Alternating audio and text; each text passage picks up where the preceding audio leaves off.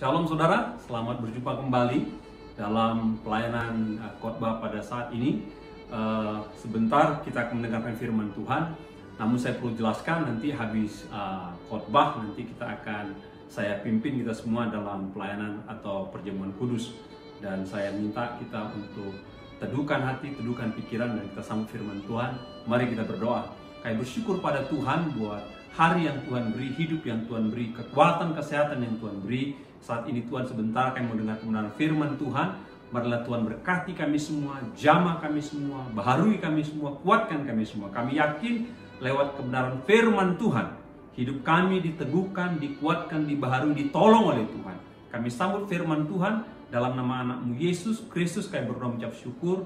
Haleluya. Amin. Bapak Ibu Saudara, pada saat ini saya akan sampaikan firman Tuhan, judulnya pembaharuan hidup. Saya beri judul khotbah saya adalah pembaharuan hidup. Dari Titus 3 ayat 5, Alkitab katakan demikian. Pada waktu Dia telah menyelamatkan kita, bukan karena perbuatan baik yang telah kita lakukan, tetapi karena rahmat-Nya oleh permandian kelahiran kembali dan oleh pembaharuan yang dikerjakan oleh Roh Kudus. Oleh pembaharuan yang dikerjakan oleh Roh Kudus. Alkitab atau ayat ini dengan tegas mengatakan bahwa keselamatan kita bukanlah karena perbuatan baik. Keselamatan bukan dihasilkan karena perbuatan baik, tapi itu adalah anugerah Tuhan, pemberian Tuhan, kepercayaan yang Tuhan berikan, kemurahan Tuhan, karunia Tuhan bagi orang yang percaya kepada Tuhan. Dan waktu kita percaya pada Tuhan, maka Roh Kudus dikatakan membaharui kita dari hari ke hari agar menjadi orang-orang yang senantiasa berkenan kepada Tuhan. Bidang apa saja yang dibaharui oleh Roh Kudus dalam hidup orang percaya, itu pertanyaannya. Ada beberapa bidang kehidupan di mana Roh Kudus baharui kita. Yang pertama, Alkitab katakan Roh Kudus itu memperbaharui roh kita atau roh manusia. Roh Kudus itu memperbaharui roh kita atau roh manusia. Efesus 4 ayat 23 dikatakan, Efesus 4 ayat 23, supaya kamu dibaharui di dalam roh dan pikiranmu. Supaya kamu dibaharui dalam roh dan pikiranmu. Bapak Ibu, dosa merusak roh manusia supaya menjauh dari Allah. Dosa membuat manusia sembunyi dari Allah. Dosa membuat manusia menghindar dari Allah. Namun Alkitab katakan Roh Kudus memperbarui manusia, memperbarui roh manusia, sehingga manusia itu kembali mencari Allah. Sehingga manusia itu kembali berbalik kepada Allah. Sehingga manusia itu kembali datang kepada Allah. Ini yang kita pahami sebagai pertobatan. Jadi ketika orang bertobat, Bapak Ibu, pada dasarnya Roh Kudus baharui roh manusia itu. Sehingga dia sadar, sehingga dia mengetahui, sehingga dia berbalik, sehingga dia rindu dan datang kembali kepada Allah. Jadi pertobatan adalah karya Roh Kudus yang perbarui roh manusia agar manusia itu kembali kepada Allah. Setiap kali kita berbuat dosa, maka Roh Kudus bekerja memperbaharui. Roh Kudus coba ketuk hati kita, ketuk diri kita, ketuk pikiran kita untuk bereskan dosa itu di hadapan Allah dan kembali kepada Allah agar hidup berkenan kepada Tuhan. Ada berbagai pola hidup orang Kristen atau yang mengaku dirinya Kristen yang saya pelajari. Yang pertama, ada orang Kristen yang sungguh-sungguh beriman kepada Allah. Jadi ketika dia menjadi Kristen, dia bersungguh-sungguh dalam imannya kepada Allah. Ada orang Kristen yang sudah menjadi Kristen, ya sedang-sedang saja. Nggak terlalu getol sama Tuhan, nggak terlalu sungguh-sungguh, nggak terlalu total bagi Tuhan. Ada orang Kristen yang Kristen tapi asal-asalan. Yang penting orang tahu saya agama Kristen. Tapi ke gereja nggak pernah, ibadah nggak pernah. Yang pola kedua, ada orang Kristen yang menjaga hidupnya tetap berkenan kepada Allah. Menjaga hidupnya. Orang ini bukan orang sempurna, tapi dia bertekad dengan sungguh-sungguh. Dia harus jaga hidupnya agar tetap kudus dan berkenan kepada Allah. Ada orang Kristen dalam hal ini kadang-kadang saja jaga hidup. Suka nyerempet-nyerempet. Jadi seperti bermain di dalam hidup berkenan dan hidup tidak berkenan. Yang ketiga, jenis orang kayak gini, ada orang yang tidak jaga hidupnya berkenan kepada Allah. Jadi sebelum dia percaya pada Tuhan dan sesudah dia percaya pada Tuhan, nggak ada bedanya. dia tetap berlaku, bersifat, berbuat sama seperti sedia kala sebelum dia menjadi anak Tuhan. Nah, ada yang ketiga, ada orang Kristen yang hidupnya itu konsisten dalam doa dan ibadah kepada Tuhan. Dia konsisten dalam doa dan ibadah pada Tuhan. Ada orang Kristen itu naik turun, kadang-kadang semangat, kadang-kadang malas, kadang-kadang rajin, kadang-kadang malas. Ada yang kayak gitu. Yang terakhir yang lebih riskan atau lebih miris, ada orang yang ibadah dan doanya itu dikerjakannya kalau lagi kejepit. Ini tipe orang Kristen oportunis. Bapak Ibu, coba saya ajak saudara membayangkan engkau punya teman, lalu temanmu itu telepon engkau, datangi engkau kalau dia butuh, kalau dia lagi kejepit, kalau dia lagi susah. Tapi kalau dia senang, dia lupakan. Kau telepon dia tidak angkat. Bagaimana perasaan Anda melihat orang model kayak gini? Dan saya percaya kalau Anda berikan penilaian negatif sama teman model kayak gini, oportunis, apalagi Tuhan sama orang model kayak gini.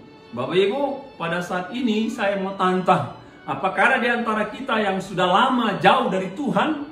Kiranya Roh Kudus jamah roh saudara dan saya hingga Anda kembali mencari Tuhan. Apakah ada di antara Anda yang sudah lama tidak berdoa? Dulu Anda suka berdoa, sekarang udah jarang berdoa. Saya minta agar Roh Kudus menjamah roh Anda sehingga Anda kembali bersekutu kepada Tuhanmu, kepada Allah. Apabila Anda yang sudah lama tidak beribadah, baik secara pribadi, keluarga atau ibadah di gereja, saya berdoa kiranya Roh Kudus memperbaharui rohmu sehingga kembali beribadah pada Tuhan, baik pribadi, keluarga, maupun bergereja.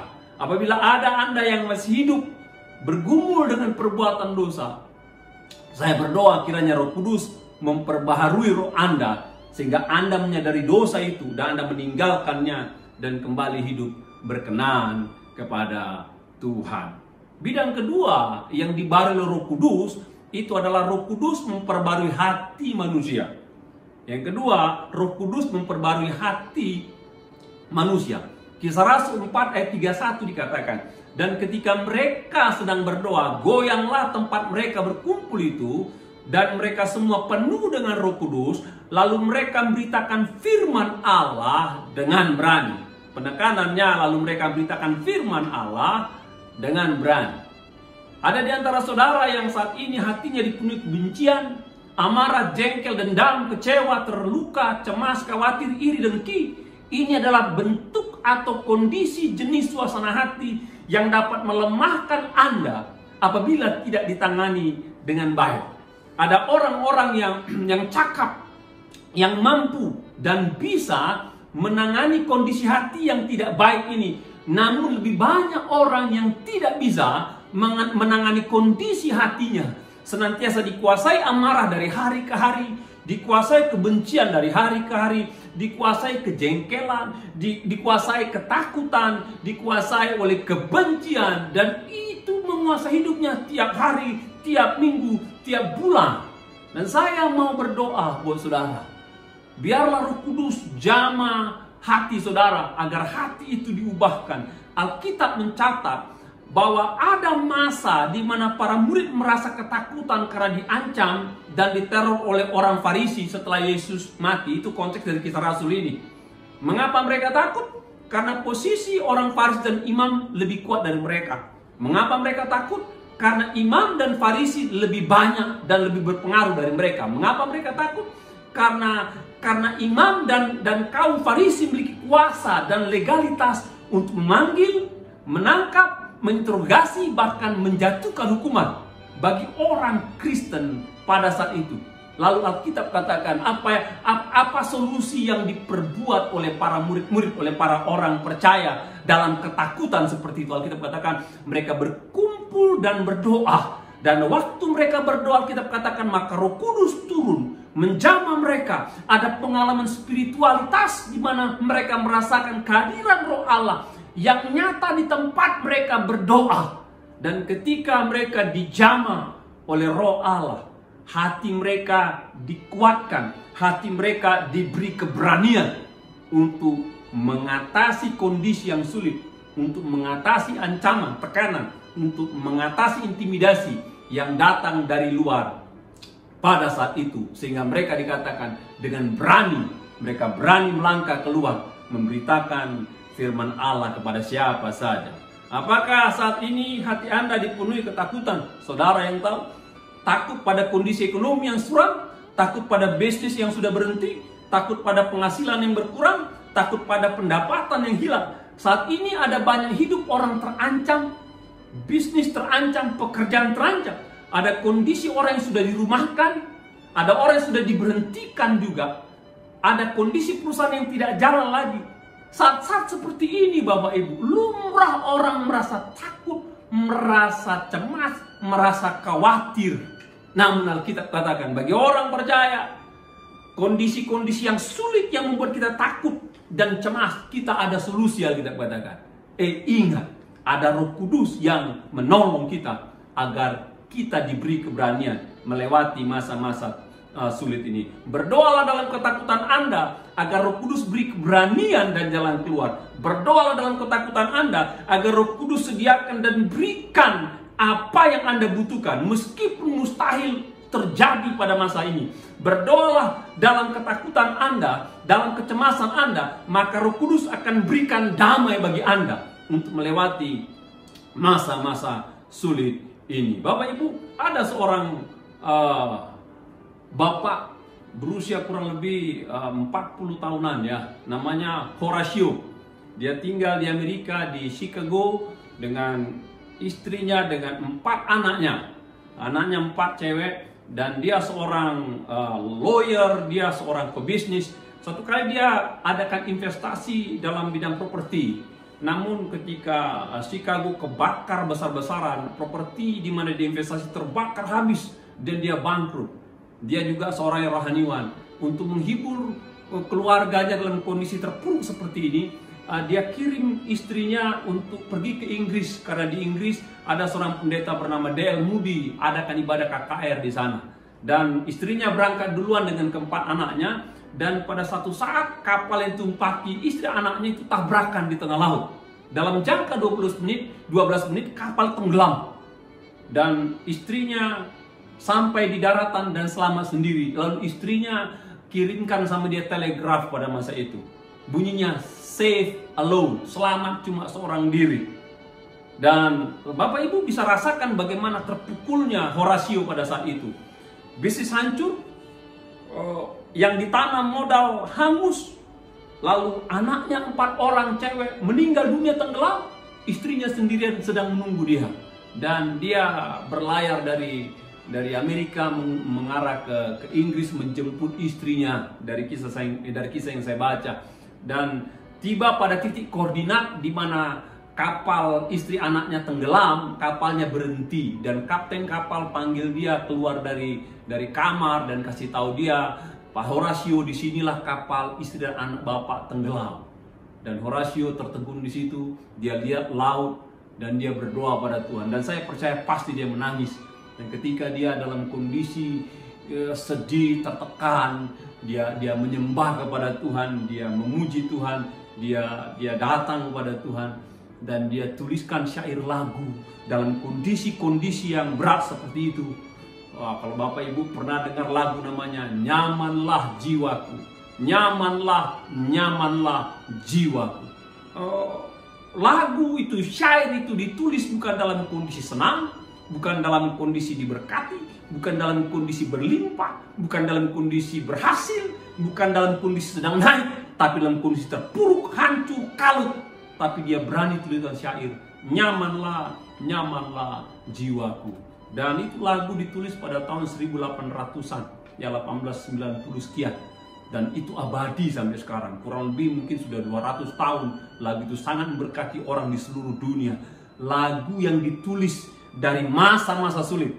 Dan saya percaya Roh Kudus yang beri kekuatan kepada Horatio untuk melewati masa-masa sulit seperti itu. Bapak Ibu, saya berdoa dan percaya biar Roh Kudus yang memberikan kekuatan, keberanian bagi Bapak Ibu dalam melangkah melewati masa-masa sulit ini. Saya berdoa biar Roh Kudus berikan kekuatan, keberanian mengatasi keterpurukan, kehancuran, kehilangan, kondisi yang gak mungkin diperbaiki. tapi saya percaya kalau Roh Kudus memperbaharui hati saudara, maka kita akan bisa tenang melewati masa-masa sulit. Meskipun saya tahu tidak mudah untuk dilewati. Percayalah, Roh Kudus akan memberikan keberanian, kekuatan, ketenangan memasuki masa sulit, menjalani masa sulit, bahkan melewatinya. Ada Roh Kudus yang bersama dengan kita. Yang terakhir, Roh Kudus memperbarui sikap hidup orang percaya. Itu pembaruan yang dikerjakan Roh Kudus, memperbarui sikap hidup orang percaya. Kisah Rasul 4 ayat 34 dikatakan, sebab tidak ada seorang pun yang kekurangan di antara mereka, karena semua orang yang mempunyai tanah atau rumah menjual kepunyaannya itu, dan hasil penjualan itu mereka bawa. Kalau dilanjutkan dalam ayat berikutnya, dibawa kepada rasul-rasul untuk dibagikan kepada yang berkekurangan. Roh Kudus, karya Roh Kudus dalam hidup orang percaya, memperbarui hidup orang percaya. Maksudnya apa Bapak Ibu? Pada konteks ayat itu dikatakan orang-orang Kristen menjadi kumpulan kecil, salah satu sekte daripada agama Yahudi yang tidak diakui oleh orang Yahudi. Maka mereka minoritas dan mereka dikejar-kejar. Bagaimana mereka menyikapi tekanan yang luar biasa? Alkitab katakan mereka suka berkumpul bersama, mereka suka beribadah bersama, mereka suka mendengarkan ajaran rasul-rasul bersama. Itu yang dikerjakan gereja Tuhan pada masa itu. Mereka bukan hanya berkumpul, namun Alkitab katakan mereka suka berbagi bersama. Yang berkelebihan berbagi kepada yang kekurangan.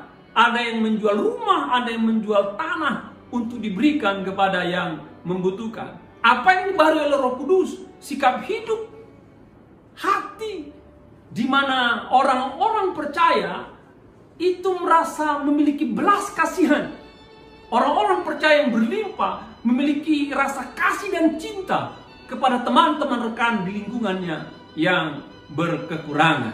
Bapak Ibu, yang saya pelajari dewasa ini, banyak orang-orang percaya, orang Kristen percaya dewasa ini, saya lihat mereka itu sukar memiliki sikap hidup yang benar. Mereka hanya berorientasi kepada berkat dirinya sendiri, nggak peduli dengan orang lain. Kalaupun dia sudah memiliki banyak, dia punya sikap kikir, itu sikap hidupnya. Dia punya sikap pelit, dia punya sikap masa bodoh. Dan saya percaya itu bukan kehendak Roh Kudus dalam hidup orang percaya. Saya percaya Roh Kudus ingin memperbarui sikap kita. Percayalah, kalau Roh Kudus memperbarui sikap kita, maka kita akan berpikir, untuk apa saya diberkati? Apa tujuan Tuhan berkati? Tidak kebetulan Tuhan berkati. Dan bagi orang Kristen yang diberkati, maka saya percaya, maka dia akan bermurah dan terbuka dan senantiasa menolong orang yang susah. Orang-orang yang dibaharui Roh Kudus, maka sikap hatinya seperti ini. Orang-orang ini dibaharui memiliki sikap hati murah hati daripada ego. Orang-orang ini suka membantu daripada cuek. Orang-orang ini menolong daripada masa bodoh, berbelas kasihan daripada berdiam diri, berbagi daripada menikmati sendiri, berkorban meskipun secara hitungan dia rugi. Saya ajak saudara, kalau Roh Kudus barui gereja Tuhan, anak-anak Tuhan yang diberkati di seluruh dunia, saya percaya maka kita bisa mengatasi kekurangan, kita bisa mengatasi ketelantaran, kita bisa mengatasi kemiskinan. Dan itu hanya bisa dikerjakan oleh Roh Kudus sendiri. Dalam kondisi krisis ada saja orang-orang yang mencari kesempatan dan keuntungan di atas penderitaan orang lain, mencari keuntungan besar di atas kebutuhan orang lain, bahkan mencari kesempatan untuk menyingkirkan orang lain. Ada juga yang mencari kesempatan untuk kepentingan dirinya, padahal dia tahu dia masih punya, namun dia ambil punya orang, jadi orang lain gak dapat, dia dapat, karena dia menjadi saluran mungkin. Dan saya mau katakan itu bukan pola atau sikap hidup orang yang percaya pada Tuhan. Dan kalau orang percaya pada Tuhan, sikapnya akan dibarui oleh Roh Kudus. Biarlah firman Tuhan hari ini, saya berdoa kepada kita semua agar kita peka kepada karya Roh Kudus. Ketika kita melihat lingkungan kita sulit, mendengar ada saudara kita yang sulit, mengetahui ada keluarga kita yang sulit, rekan teman lingkungan kita yang sulit, dan saya berdoa, dan kita berdoa biar Roh Kudus jamah kita, dan kita bisa menjadi berkat, berbagi sehingga orang akan berkata, betullah kita orang Kristen yang menjadi percaya dan dipakai oleh Tuhan untuk memuliakan nama Tuhan. Dengan cara inilah kita sadar bahwa Roh Kudus itu sudah bekerja di masa lalu. Roh Kudus itu sedang bekerja di masa kini. Roh Kudus itu akan bekerja, memperbaharui roh manusia, memperbaharui hati manusia, memperbaharui sikap manusia. Dan saya percaya kalau ini terjadi, maka kita menjadi orang-orang yang berkenan kepada Allah. Tuhan memberkati. Sebentar kita akan masuk dalam perjamuan kudus, dan saya mau undang kita berdoa bersama-sama. Mari kita berdoa. Tuhan, kami telah mendengar kebenaran firman-Mu, dan kami berdoa biar Roh Kudus jamah kami, baharui kami, biar kami dilawat oleh Roh Kudus, kami peka kepada Roh Kudus, kami terbuka kepada Roh Kudus, agar Roh Kudus mengerjakan kerohanian kami untuk dekat pada Tuhan, mencari Tuhan sungguh-sungguh pada Tuhan. Ampuni kami kalau kami undur, kalau kami lalai, kalau kami mungkin malas-malasan dalam beriman, bersekutu, beribadah, berdoa pada Tuhan. Kami ingin menjadi pribadi yang bergairah pada Tuhan. Kami minta Roh Kudus jamah kami. Jamahlah hati kami semua. Kalau ada hati yang cemas, takut, gentar, ada hati yang bimbang, ada hati yang iri, benci, dengki, Roh Kudus baharuilah agar hati kami itu bisa dipenuhi dengan damai, dengan sejahtera, dengan sukacita. Kalaupun ada ketakutan, himpitan, kecemasan yang senantiasa menekan kami, kayak berdoa, berilah kami ketenangan, beri kami kekuatan untuk memasukinya, menjalaninya, dan pasti bisa melewatinya. Jamah sikap kami juga pada waktu kami diberkati, kami lihat orang sekeliling kami, dan ajar doronglah kami untuk berbagi, dan nama Tuhan dipermuliakan. Saat ini Tuhan, kami akan menikmati unsur perjamuan kudus. Mari Tuhan berkati roti dan anggur yang sebentar kami akan nikmati bersama-sama. Dalam nama anak-Mu Yesus kami berdoa, mengucap syukur. Kita yang percaya katakan amin. Ada roti tangan kanan saya. Kalau Bapak Ibu ada roti di rumah, silakan diambil, dan bersama-sama kita akan menikmati perjamuan kudus. Dengarkanlah firman Tuhan.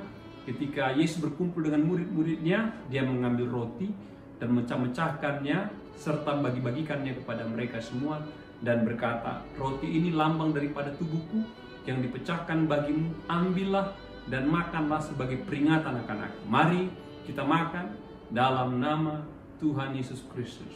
Haleluya.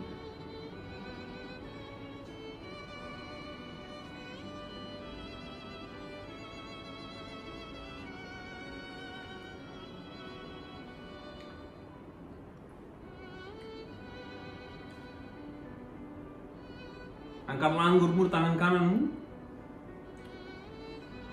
Arahkanlah hati pikiranmu kepada Tuhan. Dan ketika Yesus setelah makan, ia mengambil cawan anggur dan membagi-bagikannya kepada murid-muridnya. Dan dia berkata, anggur ini lambang daripada darahku yang ditumpahkan bagimu. Ambillah dan minumlah sebagai peringatan akan aku. Mari kita minum dalam nama Yesus.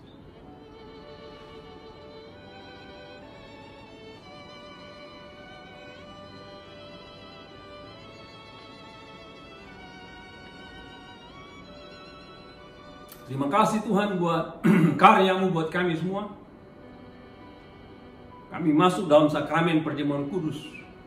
Kami telah makan roti yang merupakan lambang daripada tubuh-Mu yang dipecah-pecahkan bagi kami. Kami telah minum anggur yang merupakan lambang dari darah-Mu yang ditumpahkan, dicurahkan bagi kami, penghapusan dosa pelanggaran kami. Dan kami dikuduskan, kami disucikan. Lewat perjamuan ini kami diingatkan kembali Yesus mati buat kami, berkorban buat kami, untuk tebus kami, selamatkan kami, sehingga kami layak di hadapan Allah. Terima kasih buat cinta kasih pengorbanan, dan biarlah kami Tuhan menjadi pribadi yang berkenan kepada Allah. Dalam nama anak-Mu Yesus Kristus kami berdoa mengucap syukur. Kita yang percaya katakan amin. Saya berdoa kiranya kita semua diberkati oleh kebenaran firman Tuhan pada saat ini. Tuhan berkati kita semua.